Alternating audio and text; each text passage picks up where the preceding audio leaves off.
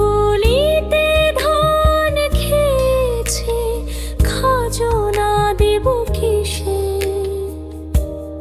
ধান ফুরালো, পান ফুরালো, খাজনার উপায় কি?